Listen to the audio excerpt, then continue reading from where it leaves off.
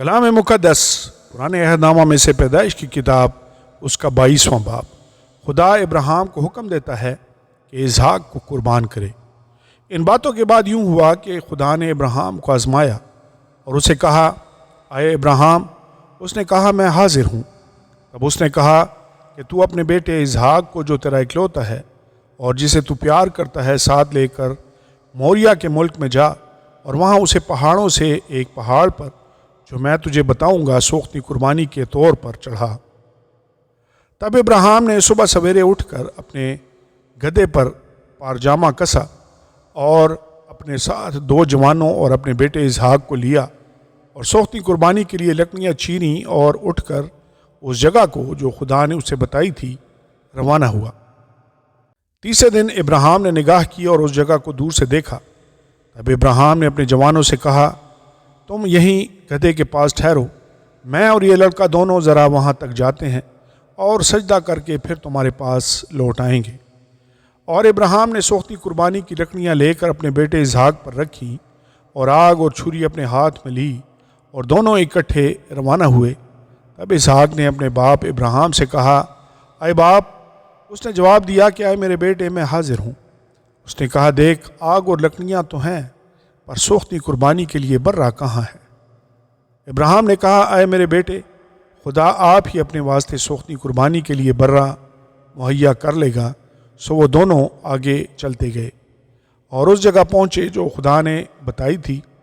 وہاں ابراہیم نے قربان گاہ بنائی اور اس پر لکڑیاں چنی اور اپنے بیٹے اسحاق کو باندھا اور اسے قربان گاہ پر لکڑیوں کے اوپر رکھا۔ اور ابراہیم نے ہاتھ بڑھا کر چھری لی کہ اپنے بیٹے کو ذبح کرے۔ تب خداوند کے فرشتہ نے اسے آسمان سے پکارا کہ اے ابراہیم، اے ابراہیم۔ اس نے کہا، میں حاضر ہوں۔ پھر اس نے کہا کہ تو اپنا ہاتھ لڑکے پر نہ چلا اور نہ اس سے کچھ کر، کیونکہ میں اب جان گیا کہ تو خدا سے ڈرتا ہے، اس لیے کہ تو نے اپنے بیٹے کو بھی جو تیرا اکلوتا ہے مجھ سے دریغ نہ کیا۔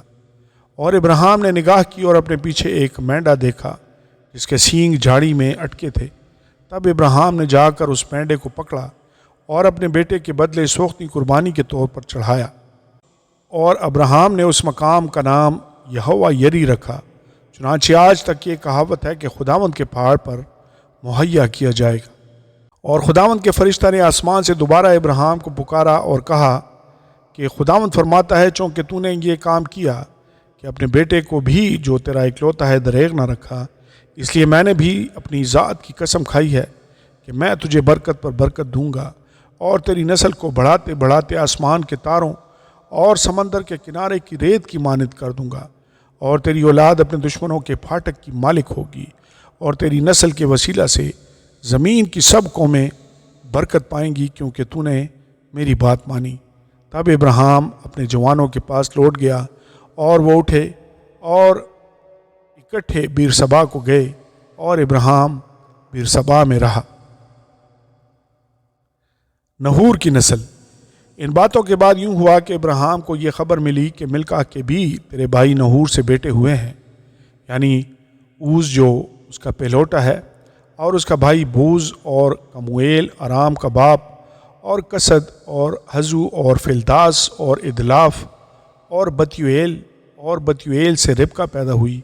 یہ 8 ابراہیم کے بھائی نحور سے ملکہ کے پیدا ہوئے، اور اس کی حرم سے بھی جس کا نام روما تھا، تبخ اور جاہم اور تخس اور ماکا پیدا ہوئے۔